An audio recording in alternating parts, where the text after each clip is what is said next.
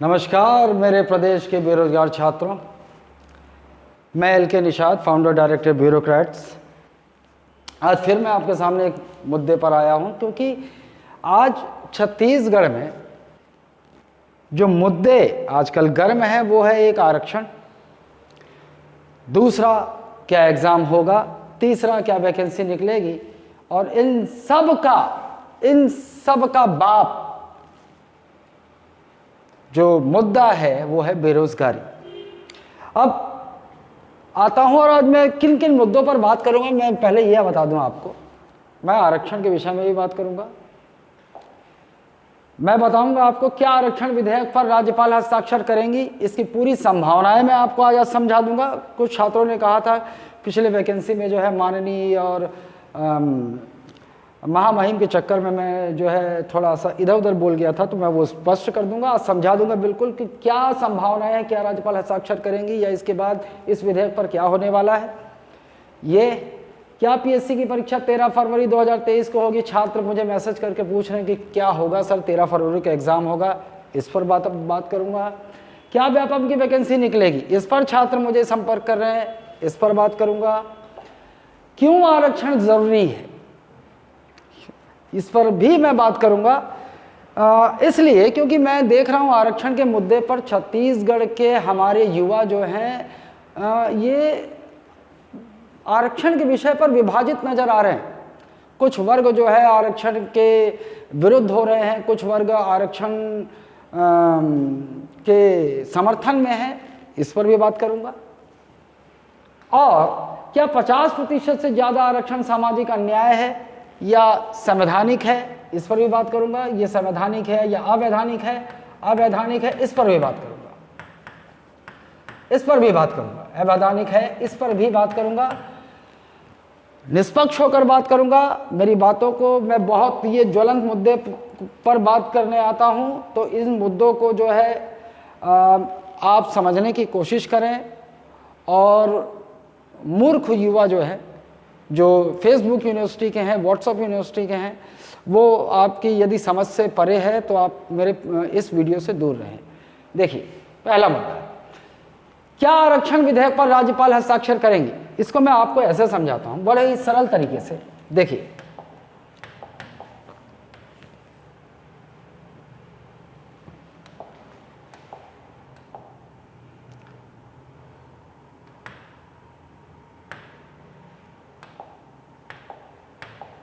देखिए इसको ऐसे समझिए।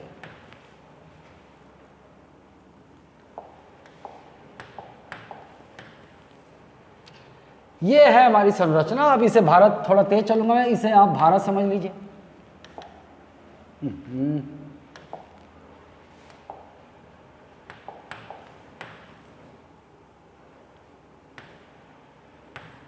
इसको आप कुछ इस प्रकार से समझें।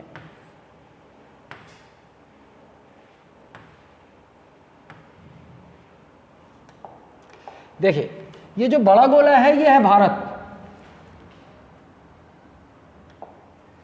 ये जो बड़ा गोला है ये है भारत, या इसे ही जो मैं समझाऊंगा आपको तो इसे आप केंद्र समझ लीजिए। वीडियो थोड़ा लंबा हो सकता है, विस्तृत मैं बात करूंगा और आज आपके सारे सवालों के जवाब लगभग मैं इस पूरे वीडियो में दे दूंगा। देखिए, पूरे भारत के लिए हमारे पास जो संरचना है वो है संसद। केंद्र में है संसद, हमारे पास संसद के ये 3 अंग, ये महत्वपूर्ण है जो इस चर्चा में आएगा। राष्ट्रपति छत्तीसगढ़ के आरक्षण विधेयक पर ये जरूर आएंगी, ये रोल में आने वाली है। और ये है राज्यपाल, ये है राज्यपाल। अब देखिए क्या है, ये बड़ा भारत है। भारत के अंदर जो राज्य है, संघ शासित प्रदेश है, तो उसके रूप में एक गोला में ये छत्तीसगढ़, ये क्या है, छत्तीसगढ़ विधायिका या विधानमंडल बोल लीजिए आप, छत्तीसगढ़ विधायिका या विधानमंडल। अब देखिए क्या मुद्दा क्या है। ये जो आरक्षण का मसौदा आया, ये जो आरक्षण का मसौदा आया, ये छत्तीसगढ़ आरक्षण संशोधन अधिनियम, आरक्षण संशोधन अधिनियम 2022, अधिनियम 2022। कैसे ये मुद्दा है, ये हमारे यहाँ देखिए, ये तो विधान परिषद होती है जो कि हमारे यहाँ नहीं है, लेकिन हमारे यहाँ विधानसभा है।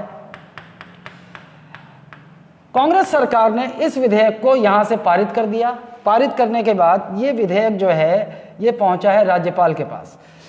चाहे वो केंद्र की बात हो चाहे राज्य की बात हो, कोई विधेयक जो है, राज्य के पे रहता हूं मैं, कोई विधेयक जो है अगर छत्तीसगढ़ उसे कानून बनाना चाहती, अधिनियम बनाना चाहती, वो विधेयक विधानसभा से पारित होगा, फिर राज्यपाल महोदया के पास जाएगा। अब राज्यपाल महोदया के पास जो विकल्प हैं संविधान के अनुच्छेद 200 के तहत, वो है या तो स्वीकृति दे दें, पहला विकल्प जो कि हमें नजर आता दिखाई नहीं दे रहा है, या फिर अस्वीकृत कर दें, ये भी राज्यपाल नहीं करेंगी।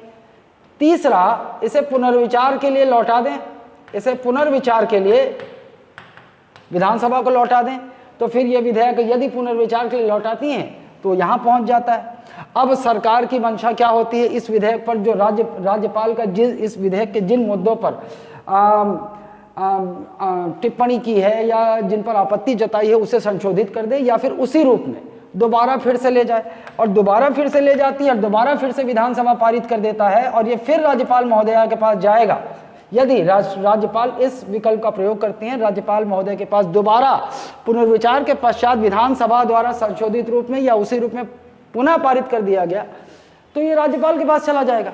अब राज्यपाल महोदया इस स्थिति में बाध्य हो जाएंगे, इन्हें स्वीकृति देनी पड़ेगी। अब देखिए राजनीतिक समीकरण क्या है।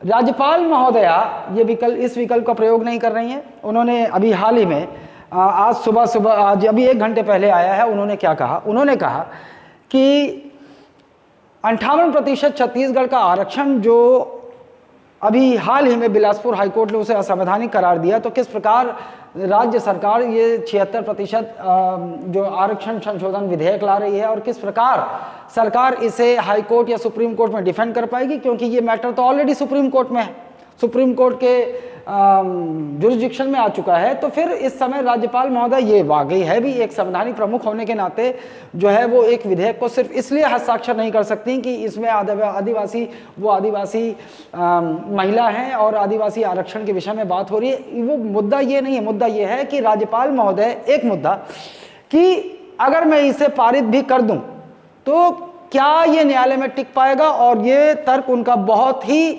लॉजिकल है कि हाल ही में जब 58% आरक्षण को बिलासपुर हाईकोर्ट ने असंवैधानिक करार दिया है तो 76% आरक्षण को क्यों असंवैधानिक करार नहीं दिया जाएगा, ये वैलिड रीजन है। दूसरा राजनीतिक रीजन पे आ जाता हूं, चूंकि यहाँ कांग्रेस की सरकार है और वहाँ केंद्र की सरकार है, तो जाहिर सी बात है, और ये कुछ लोगों ने आपत्ति जताई थी कि आपने राज्यपाल को केंद्र का एजेंट क्यों कह दिया। अरे भाई ये वर्ड है, the governor of a state acts as a agent of centre, आप पढ़ेंगे तो आपको ज्ञात होगा, ठीक है। ये एजेंट के रूप में कार्य करती हैं, और जाहिर सी बात है यहाँ राष्ट्रपति महोदया जो है राष्ट्रपति जो है राज्यपाल की नियुक्ति राज्य में करते हैं, और वो व्यवहारिक रूप से मंत्री परिषद की सलाह पर ही होता है। इसका मतलब यह है कि जो केंद्र में पीएम है उनके सलाह पर ही कोई व्यक्ति राज्यपाल नियुक्त होता है। तो जाहिर सी बात है कि इन्हें एक, देखिए मैं उधर से जाके बोल रहा हूं, उन्हें जो है ये निर्देश मिला हुआ होगा कि यदि आप इसे पारित कर देती हैं तो 2 मुद्दे होंगे। पारित कर देती हैं तो भी ये कोर्ट में जाकर फंस जाएगा, तो वैकेंसी नहीं निकलेगी, जो बिना रोस्टर के वैकेंसी कैसे होगी, या वैकेंसी हो भी गई तो रिजल्ट नहीं आएगा, या फिर अन्य वैकेंसी जो निकलने वाली है उस पर क्या प्रभाव पड़ेगा, वो रुक जाएंगी, एक मुद्दा हो गया। दूसरा ये हो गया कि जिसकी अपार संभावना है वो यही है कि हाल ही में छत्तीसगढ़ में चुनाव है, और यदि ये आरक्षण विधेयक पारित होता है तो निश्चित तौर पर उसका लाभ थोड़ा सा कांग्रेस को मिलेगा, लेकिन वो पल भर का होगा, क्योंकि बहुत ही जल्द उच्च न्यायालय जब 58% का संवैधानिक करार दिया तो यह अधिनियम रद्द हो जाएगा। तो वास्तविक रूप में जो आरक्षण जो घोषणा की गई है 27% आरक्षण ओबीसी को और 32% आरक्षण जो है ये संवैधानिक रूप से लागू नहीं हो पाएगा वर्तमान परिस्थिति को देखते हुए। और जैसा कि मैंने आपको पहले भी वीडियो में बताया कि चलिए मान लीजिए कि राज्यपाल ने इसे हस्ताक्षर दे दिया, यह अधिनियम बन जाता है, तो भी न्यायालय में चुनौती होगी इसको, और फिर स्टे लग जाएगा, नौकरियों पर फिर संकट आ जाएगा, पीएससी की वैकेंसी पर फिर संकट आ जाएगा, एसआई की वैकेंसी पर फिर संकट आ जाएगा। एसआई की वैकेंसी पर संकट क्या आएगा, वो बेचारे तो मुझे लगता है कि मंगल ग्रह से आए हैं और पृथ्वी पर उनकी कोई कद्र है नहीं, बेचारे 5 साल हो गए इंतजार करते हुए। चलिए ये विकल्प लेकिन इस्तेमाल नहीं करेंगी, व्यवहारिक रूप से मैं आपको बता रहा हूँ, ये इस्तेमाल नहीं करेंगी। इस्तेमाल करेंगी चौथा विकल्प।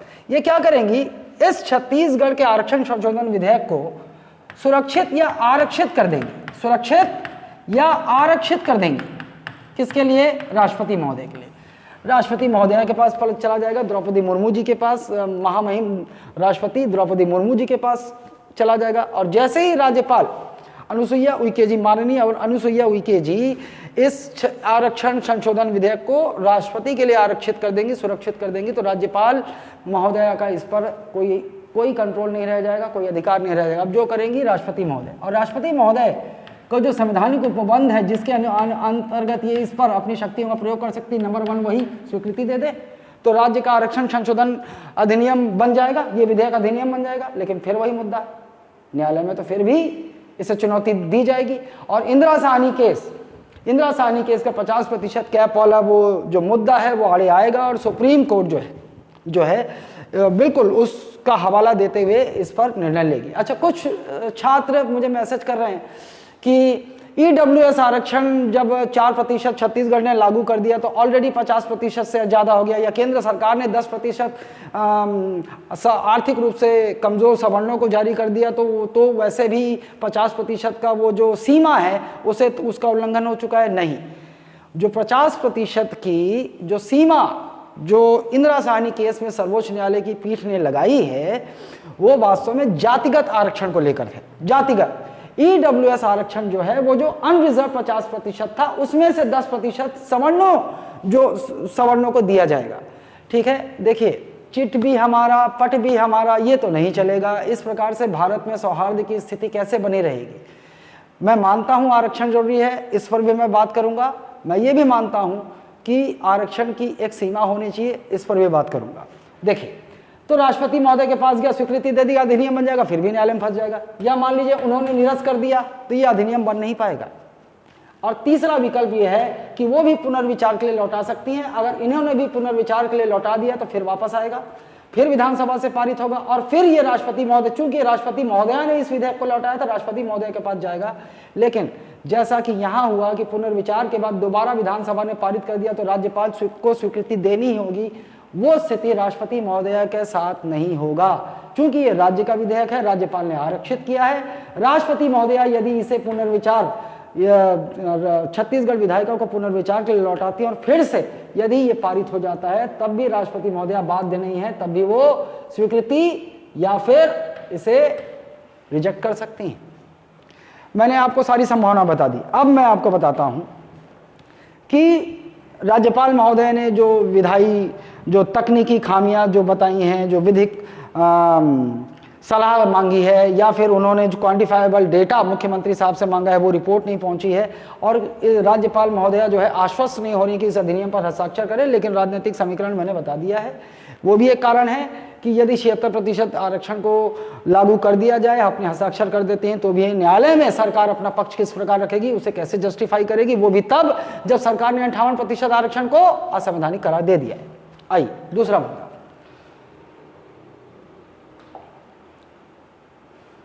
ठीक है, ये मैंने आपको बता दिया। अब मैं आता हूं दूसरे मुद्दे पर। क्या पीएससी की परीक्षा 13 फरवरी 2023 को होगी? चलिए देखिए, अगर रोस्टर जारी नहीं होता, अगर ये पेज फंसा हुआ होता है तो सरकार परीक्षा आयोजित कर सकती है। तो इसकी संभावना है, चूंकि चुनाव आगे होने वाले हैं, यदि कांग्रेस को जो है अपने लिए माहौल खराब नहीं करना है तो बिना वो परीक्षा आयोजित करने की भरपूर चेष्टा करेगी। 13 फरवरी को ये होगा, ठीक है। हाँ, यदि ये अधिनियम बन जाता है या इस पर सरकार का स्टे लग जाता है या फिर सरकार रोस्टर जारी करने को आदेश जारी करती है तो भी परीक्षा आयोजित हो सकती है। उसका रिजल्ट फिर प्री का रिजल्ट नहीं निकलेगा, ये निश्चित है, लेकिन परीक्षा होगी, इसकी तीव्र संभावना है, ठीक है। तो आप लोग तैयारी करते रहें इन मुद्दों पर। आप ना, ये जो यूट्यूबर हर घंटे की खबर आप तक पहुंचा रहे हैं, इनको अपना व्यू बढ़ाना है। ये वही खबर आप तक पहुंचाते हैं जो न्यूज़ में होता है, उसको पहुंचा देते हैं, रिले करते रहते हैं एक घंटे में। चूंकि आरक्षण ज्वलंत मुद्दा है, लोग देखेंगे, व्यू बढ़ेगा, कमाई होगी, और व्यूअर जब बढ़ जाएंगे तो फिर धीरे से कोचिंग खुलेगी या टेस्ट सीरीज होगा, उस पर ध्यान मत दीजिए। ये देखिए, होगा, आप ये मान के चलिए एग्जाम होगा, तैयारी करते रहिए। क्या व्यापम की वैकेंसी निकलेगी? ये भी एक ज्वलंत मुद्दा है, छात्र मैसेज कर रहे हैं। देखिए, ये जो पूरा सेटअप आप देख रहे हैं आरक्षण के मुद्दे पर, इस पे व्यापम की वैकेंसी आपको लग रहा होगा निकलेगी कि नहीं निकलेगी, निकलेगी। सरकार व्यापम की वैकेंसी निकालेगी जरूर, परीक्षाएं भी होंगी, लेकिन उसके रिजल्ट अटक जाएंगे जब तक ये रोस्टर, क्लियर रोस्टर जारी नहीं होता, या तो सर्वोच्च न्यायालय या फिर हाई कोर्ट जो है वो रोस्टर जारी करने का आदेश नहीं दे देता। रोस्टर जैसे जारी करने का आदेश दे देगा और सरकार जो है रोस्टर, जिसकी तीव्र संभावना है कि 50% आरक्षण के साथ रोस्टर जारी करना होगा सरकार को, तो तब रिजल्ट निकलेगा। परीक्षाएं होंगी, वैकेंसी आएगी, निश्चिंत रहे, पढ़ते रहिए। जो वैकेंसी निकलेगा उसके बाद तैयारी शुरू करेगा, उसका कुछ नहीं होना है। ये कोचिंग तंत्र का फैलाया हुआ मायाजाल है, इससे निकल आइए। जितने नए भी छात्र हैं जो नए इस मैदान में कूदने वाले हैं, सेलेक्ट वो होता है जो वैकेंसी निकलने से पहले तैयार होकर दोहरा रहा होता है, वही सेलेक्ट होता है। ठीक है, तो पढ़ते रहिए और पुख्ता कीजिए। थोड़ा डिले हो रहा है, समय का उपयोग कीजिए, पढ़ते रहिए, मत पढ़िए इस सब चक्कर में। आइए, क्यों आरक्षण जरूरी है, मैं इस मुद्दे पर भी आऊंगा, क्योंकि ये मामला जब से छत्तीसगढ़ में चल रहा है, मैं देख रहा हूं समाज जो है दो भागों में विभाजित होता नजर आ रहा है, और जो कि बिल्कुल गलत है। देखिए, समाज का वो वर्ग जो कहता है कि आरक्षण खत्म कर देना चाहिए पूरी तरह से, इससे मेरिट को नुकसान होता है, मेरिट के आधार पर चयन हो जाना चाहिए, तो आपको भी ये समझना होगा। लमार्क, चलिए मैं अपने आर्गुमेंट से पहले लमार्क की एक थ्योरी दे देता हूं।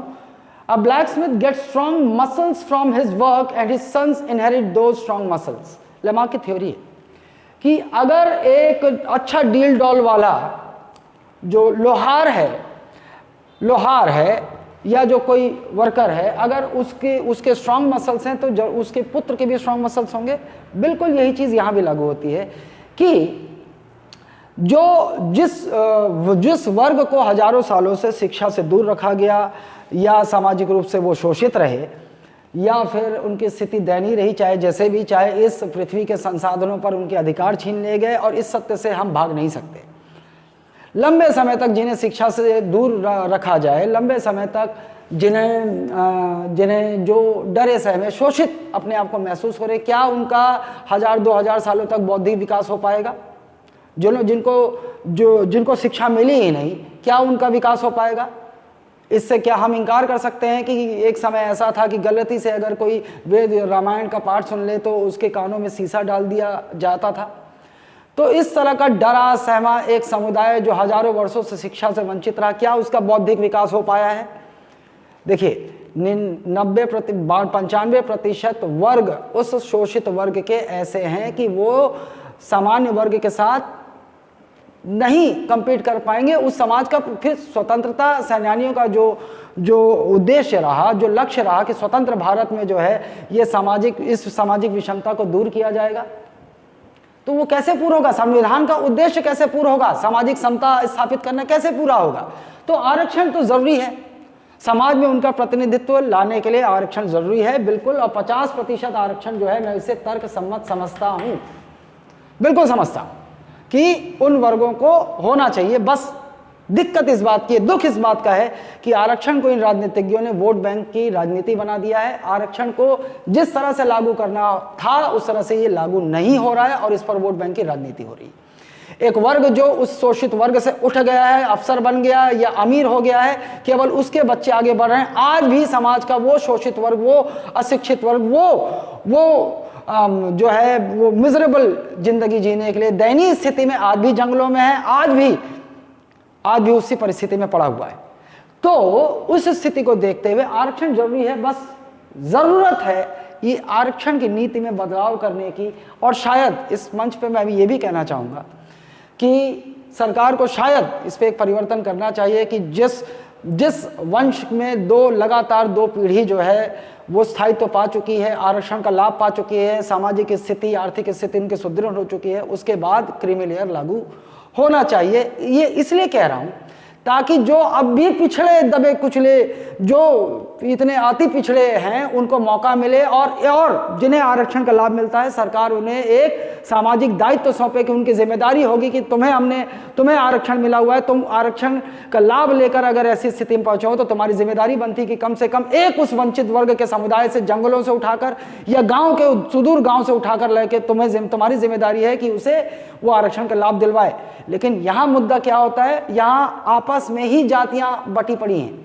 एक जाति का व्यक्ति ऊपर उठ जाता है तो वो कोशिश करता है कि मेरे आसपास मेरा कंपटीटर ना पैदा हो, ये समस्या है, तो स्वार्थी हो जाते हैं हम, ये भी एक मुद्दा है।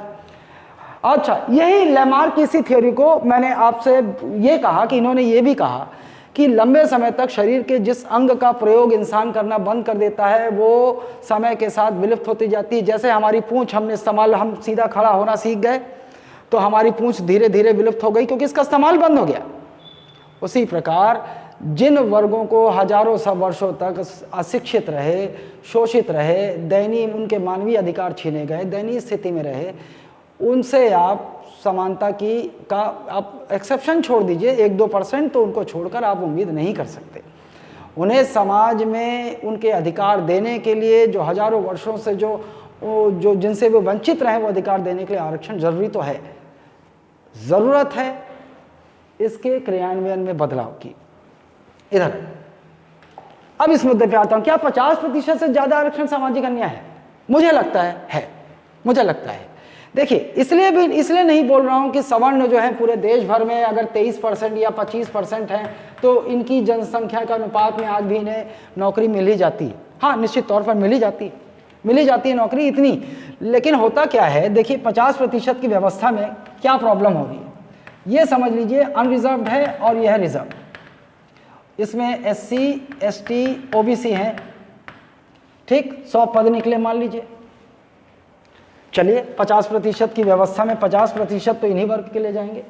लेकिन यहाँ पर जो अनरिजर्व 50 इतने प्रतिशत जनसंख्या के लिए, चलिए इस 50 में से अगर 25 भी अगर सवर्ण पाते हैं तो ठीक है, सामाजिक न्याय है उनके साथ, उनकी जनसंख्या के अनुपात में प्रतिनिधित्व है उनका। लेकिन कई बार ऐसा हो जाता है कि ST के कुछ 2-4 स्टूडेंट जनरल के बराबर नंबर पा जाते हैं, 2-4 यहाँ से, और सबसे ज़्यादा OBC। ये तो आप मान के चलिए कम से कम 20 सीट OBC के वर्ग सामान्य वर्गों के बराबर ले जाते हैं और यहाँ से सीटें कम हो जाती हैं। तो जहाँ तक अगर इनके प्रतिनिधित्व के हिसाब से इतने सवर्णों को अगर मिल जाता है तो कोई बात नहीं है।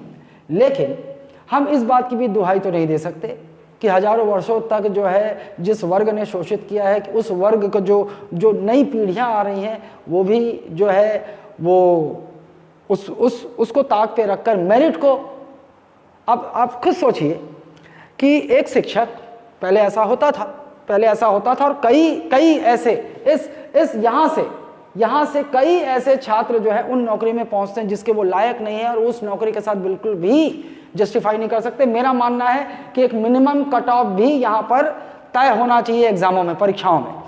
कुछ नौकरियां ऐसी हैं, जैसे शिक्षक की नौकरी, गणित के शिक्षक की नौकरी, अगर वहाँ पर इनमें से किसी वर्ग का कोटा है और वो 100 नंबर के पेपर में 5 नंबर पा रहा है और 5 नंबर पे यदि वो शिक्षक बन जा रहा है तो क्या पढ़ाएगा, क्या न्याय करेगा? ये मुद्दा भी तो सोचना होगा, हमें बैलेंस सोचना होगा। निश्चित तौर पर क्लरिकल जॉब और वो कुछ, लेकिन कुछ ऐसी नौकरियां हैं जहाँ पर हम आरक्षण ना दें, ऐसा तो मैं नहीं बोल रहा हूँ। आज भी हमारा आर्मी है जहाँ पर आरक्षण की व्यवस्था तो नहीं है क्योंकि वहाँ अलग व्यवस्था है। लेकिन फिर भी एक न्यायाधीश सिर्फ इसलिए अगर वो न्यायाधीश बन जाए कि मान लीजिए 10 पोस्ट किसी वर्ग के लिए है, उसमें से चलिए 8 लोग तो योग्य मिले कि हाँ चलो उन्होंने अच्छा नंबर लाया है, लेकिन चूंकि 2 सीट खाली चली जाएगी और इसके लिए फिर उसके नीचे पता चला कि जो है बिल्कुल उसके नाम मात्र के अंक हैं, तो वो क्या जज बनेगा? इन सवालों पर भी हमें सोचना होगा, तार्किक सोचना होगा, बैलेंस करके सोचना होगा। हम किसी एक मुद्दे पर या किसी पर्सनल स्वार्थ पर नहीं जा सकते। अगर बात ऐसी हो रही तो मैं OBC हूँ, मैं आपको बता दूं, लेकिन फिर भी मैं तार्किक ही बात करूँगा, मैं इधर उधर की बातें नहीं करूँगा। मैं राजनीतिज्ञ नहीं हूँ कि मुझे किसी को खुश करके वोट बैंक की राजनीति करनी है। मैं न्याय की बात करूँगा, ठीक है? तो ये ज़रूरी है आरक्षण, जो वो कहते हैं कि आरक्षण जो है बिल्कुल हटा देना चाहिए, बिल्कुल सरासर गलत है, आरक्षण होना चाहिए, लेकिन बस उसके क्रियान्वयन में थोड़े परिवर्तन की आवश्यकता है। और आप लोग जो है, मैं देख रहा हूँ कुछ वर्ग जो है वो आरक्षण के नाम पर विभाजित हो रहे हैं। मेरा निवेदन है आपसे कि ऐसा ना सोचें आप, ठीक है। और इन्हीं मुद्दों पर, तार्किक मुद्दों के साथ मैं फिर से आऊँगा आपके सामने जब भी मुझे ज़रूरत पड़ेगा। मैं आता नहीं, लेकिन छात्र जो है मुझे फ़ोन करते हैं, मैसेज करते हैं और ये इंक्वायरी करते हैं कि सर बड़े चिंतित हैं हम लोग, सर क्या होगा, वैकेंसी निकलेगी कि नहीं निकलेगी, पीएससी फ्री होगा कि नहीं होगा, तो इसलिए मुझे आना पड़ा है। और सत्य बोलूं तो इस भ्रष्ट कोचिंग तंत्र में जो इस पूरे, न सिर्फ पूरे देश में बल्कि छत्तीसगढ़ में भी व्याप्त है, यहाँ पर जो है मैं कभी और अगला वीडियो मैं शायद उस पर बनाऊंगा, मैं आपको समझाऊंगा कि कोचिंग तंत्र किस तरह से बेवकूफ़ बनाती, किस तरह से ठगी करती है। जो बड़े बड़े आपके नाम के कोचिंग दिखते हैं, ये करती क्या है। 5000 स्टूडेंट किसी तरह भीड़ बटोर लेती है, 4-5 brilliant student, 10-12 brilliant student NIT के स्टूडेंट सेलेक्ट हो जाते हैं और उसके बाद वह 4,990 लोगों को किस तरह मार्केटिंग के जाल में फांस कर सिर्फ मूर्ख बनाया जाता है, वो बात अलग है। लेकिन ऐसी स्थिति पर जब सिद्धांतों के साथ कोचिंग चलानी हो तो जाहिर सी बात है, मैं भी चाहूँगा कि लोग मुझे जाने, सिर्फ जाने। वरना आप पता करेंगे इस दुर्ग जिले में मैं ब्यूरोक्रेट चलाता हूँ और मेरे सिद्धांतों, मेरी जो नीतियाँ हैं उसका पालन कोई नहीं करता और न उनमें मादा है करने की। जो भ्रामक प्रचार, फर्जी चयन सूचियाँ, फर्जी समारोह, फर्जी जो है पैसों के बल पर मार्केटिंग कर जो छात्रों का किसी प्रकार से धन वसूलते हैं, उनके बस का तो नहीं है कि वो ऐसा कर दें कि 6 माह तक यदि छात्र असंतुष्ट तो फीस वापस कर दें। यहाँ से इस सप्ताह भर में फीस आपसे जमा करवा ली जाए, उसके बाद देखिए आप रोते गाते रह जाएंगे, आपकी फीस गई। तो मैं अगर फिर से अगले वीडियो में आऊँगा एक फिर से ऐसे तार्किक मुद्दे के साथ, तार्किक विश्लेषण के साथ। तब तक के लिए पढ़ते रहिए, इसमें उलझे न रहिए और सामाजिक सौहार्द बनाए रखिए। आप सब एक दूसरे के पूरक हैं, हम सब एक दूसरे के पूरक हैं। इस तरह भिन्न भिन्न होकर इन राजनीतिज्ञों का तो काम है विभाजन पैदा करना या फिर अपनी राजनीतिक रोटी सेक लेना। लेकिन हम तो जनता हैं, हमें तो ये सोचना होगा इन राजनीतिज्ञों के चालों में आप ना उलझें, पढ़ाई करते रहिए, सामाजिक सौहार्द बनाए रखिए। धन्यवाद।